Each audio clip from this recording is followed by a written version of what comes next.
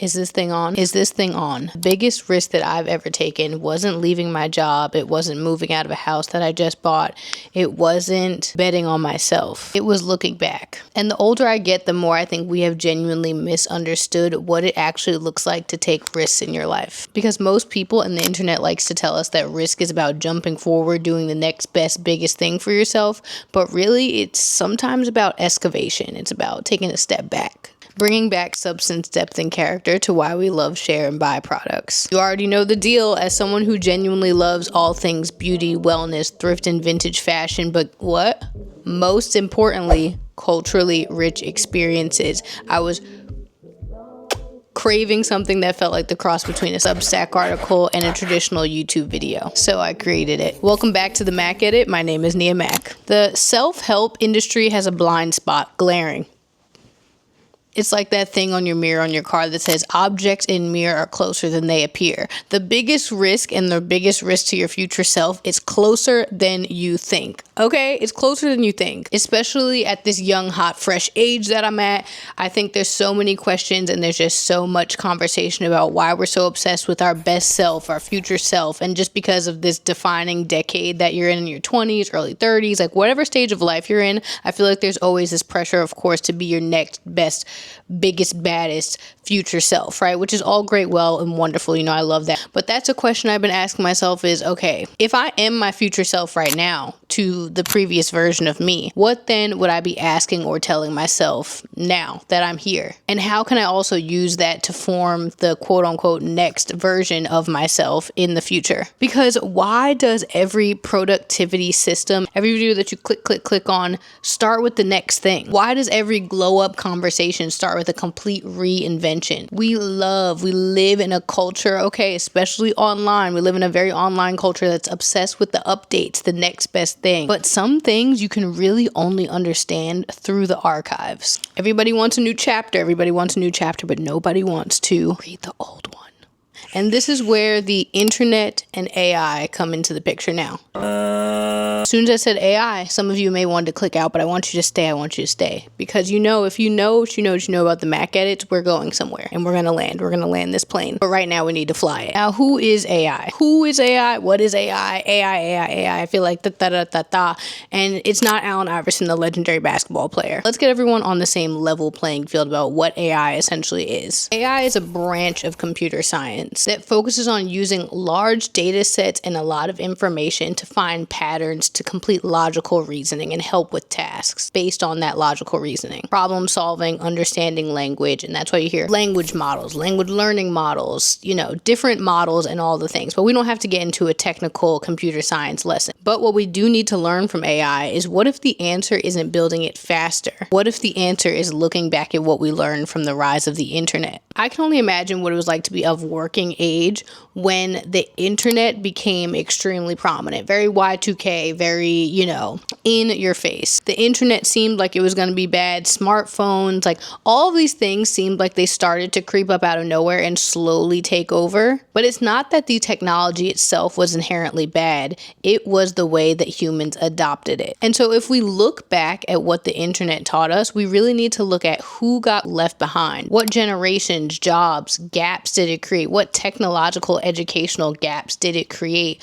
when we accelerated the internet and brought it into the mainstream of the workforces, of our finances, of our health, our wellness, our beauty routines? Everything that the internet permeated was never the same. So if we already have essentially a blueprint of how the internet affected and created certain gaps in our society, we need to use those same lessons when it comes to the application and adoption of AI. Because at the end of the day, progress without memory is just acceleration. We're just running ahead. We're just sprinting and we're not even taking into account what we've already learned and mastered. Now, every generation gets a new tool, right? And we sit here on our social media, on our TikTok and our Instagram and our Facebook and, The boomers are escaping Facebook, by the way. They're escaping Facebook. We need to get them back. But my point is, wisdom comes from remembering what each tool taught us. We can't iterate on the next thing without remembering the lessons that we've learned from the original. Because then you end up repeating the same loops, repeating the same cycles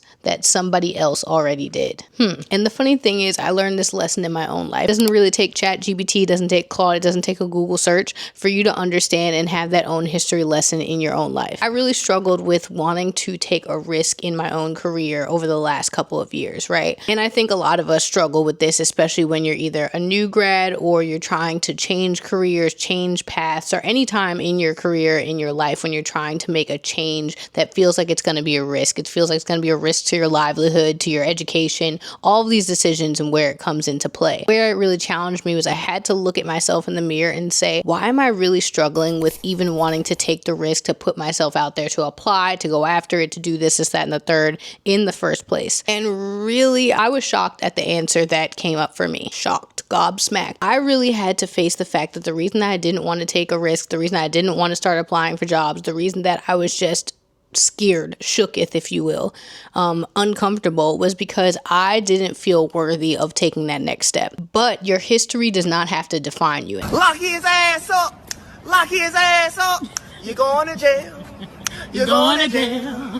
I had not really come to terms with that fact or come comfortable with it. So it was something that I always felt I had to keep really super close to the chest because I wasn't yet comfortable with it. So how could I step out and apply and put myself out there career-wise and take risks and do all these things with my career if I was trying to hide some skeletons in the closet? And this created so much shame and identity issues around my career and around my worthiness of feeling like I could take the next step. And I feel like that applies to so many areas of our life, that you feel like the risk that you're trying to take is because you don't know how to take the next step. Maybe it's because you really just haven't become comfortable and confident with the skeletons in your closet that's going to allow you to take that next step. And really just having the faith, obviously, that it's going to work out. And it does, and it did, and it will, and it can for you too. But you have to be, at the end of the day, willing to risk going back and getting comfortable with the things that make you uncomfortable about your past. So what the rise of the internet told us is, hey, we're creating a huge technological gap. Why would we repeat those same things with the rise of AI? If wanting to step out in your career makes you face your career and educational past, go back and understand, do you really challenge the beliefs and your identity and your worthiness and what's blocking you from taking that next step? Because as I was thinking about it,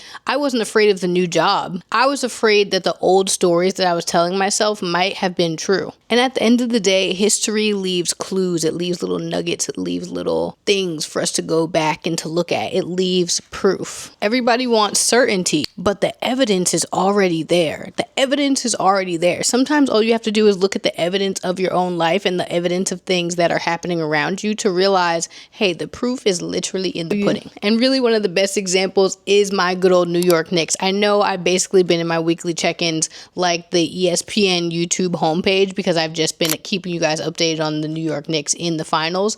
But they are excellent, wonderful, beautiful example of a culmination of what it looks like to have proof of success, to have proof of winning and still be doubted. You have proof of winning, you have proof of success in your own life, but yet somehow you still doubt that you can take the next risk. Now, if you don't know what I'm talking about because you don't follow sports, cool, whatever, wonderful. You don't really necessarily need to because I'm going to fill you in. A lot of these players were doubted, underdogs, whatever, except for Karl Anthony Towns because he went number 1 overall in the draft. But even still, he was doubted after he left Minnesota because people were like, he's not going to be able to do it. He's soft, whatever, boop to the bop. Crazy because after all that, that's fine. But to the likes of our finals MVP, Jalen Brunson, who went second in the NBA draft, but won multiple championships in college, as well as his teammates, Mikal Bridges, Josh Hart, and even just the proof of winning that was on that team. They had a collective attitude that they felt in the belief that they could win because they knew and have done it in the past. And you have overcome things in the past. Why would you ever doubt that you can't jump out and take a risk and do it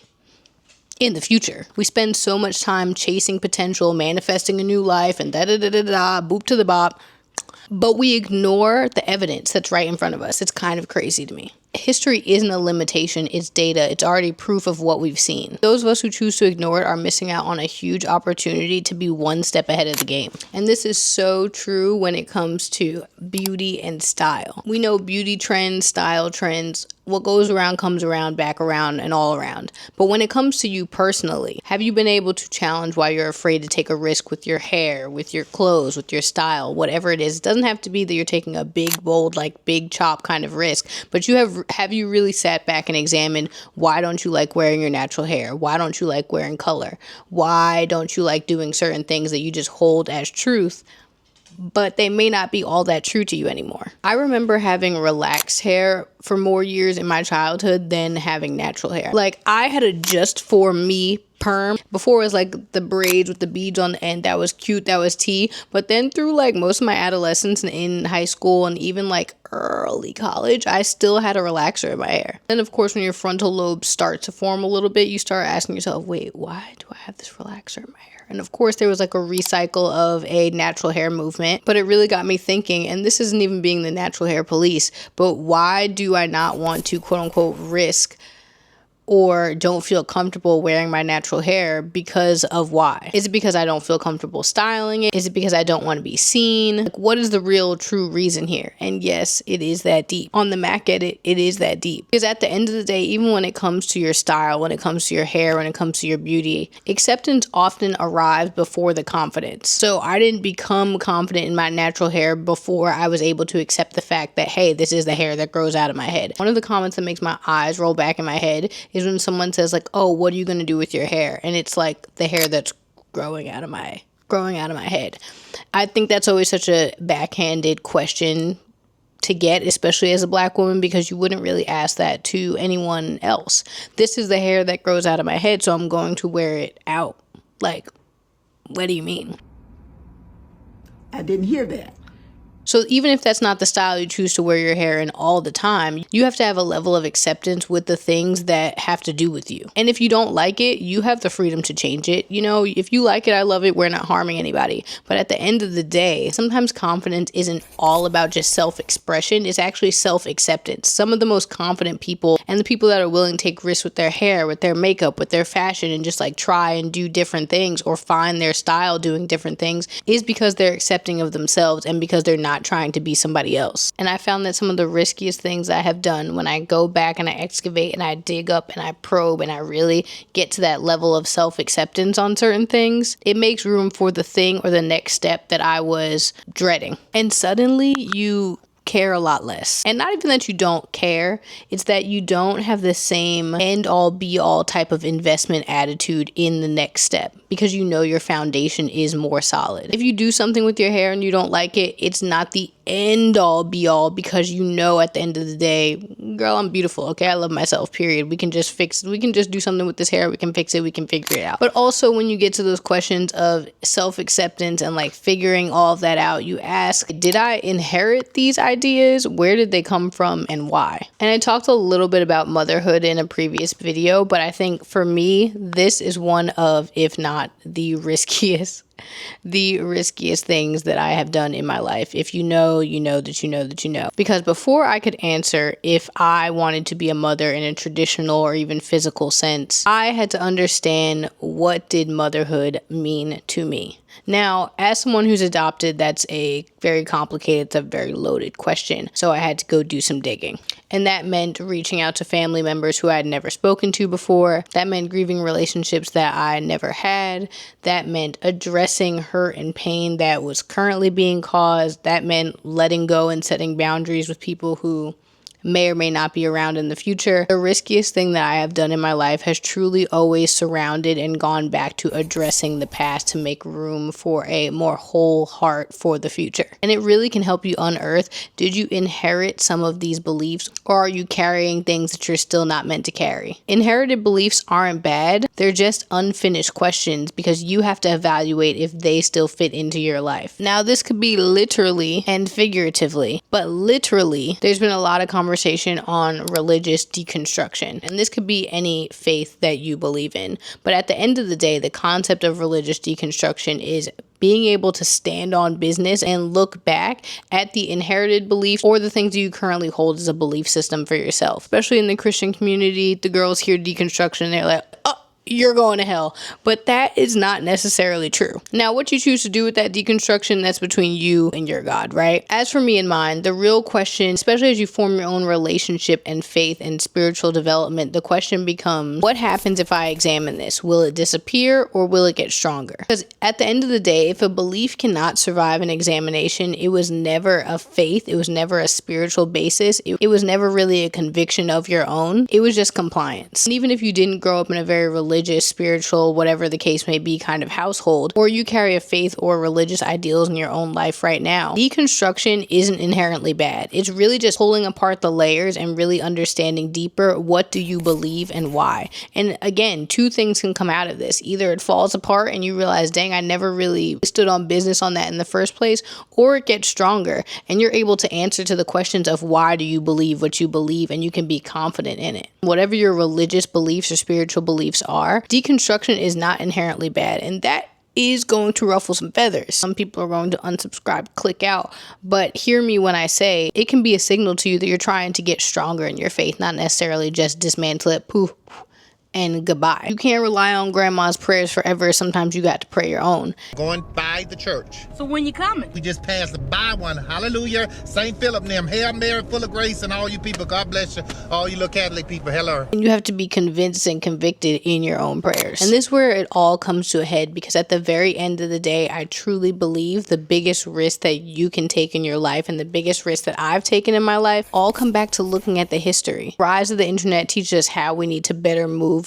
with implementing AI and different technology. Your confidence in your looks and in your beauty is only as confident as you are in yourself as a person and accepted yourself as a person. Your next biggest career move is only tied to your worthiness of how much you think you deserve or have the smarts, the education, the experience to go after these things. You only know how to do a better budget after you realize why you were never able to budget in the first place, because nobody taught you or you didn't grow up with the resources in order to do so. And you only win the NBA championship once you realize that you have championship DNA inside of you. So every transformation that I've had in my life, from reaching out to my biological mother to deciding on motherhood for myself, examining my faith in a deep and meaningful way, all of those transformations came when I stopped asking, what do I want to do next? And I started asking myself, where did this come from? Because then at the end of the day, it releases you from rumination and just allows reflection. You can reflect on something without looking back on it and getting stuck in that loop of feeling bad about it, feeling guilty, feeling like you have these skeletons in your closet. It releases you and gives you the confidence to be able to take the next big risk for your future self. Because looking back isn't the same thing as living there. And I feel like every time you want to take a risk, you realize how much stuff you need to clear out because you aren't asking yourself the real question. Because reflection asks the real questions, and rumination just keeps replaying the same answers, babe.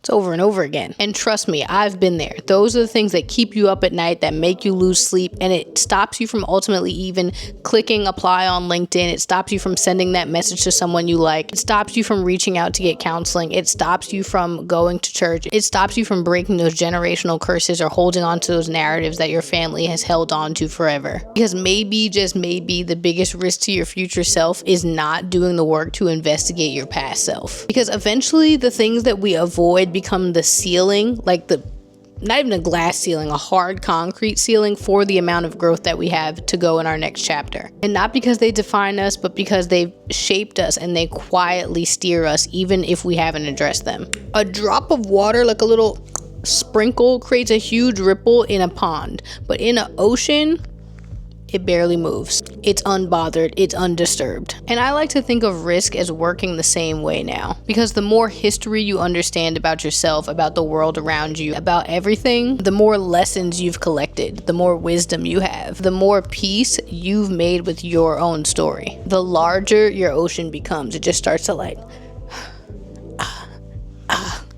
And suddenly that thing that felt so terrifying, it doesn't just disappear, but you're actually able to take the step forward and do it. So I say all of this to say, your glow up, the biggest risk to your future self and the biggest risk that I feel like I've ever taken, is really only as good as the cleanup job, not the glow up job, the cleanup job that you do with your past, with your history, and just going back to address things to make room for what you need to do next. So you have too much meaning and character to not go back and feel confident and comfortable with the uncomfortable things in your past. I've laid it all out there.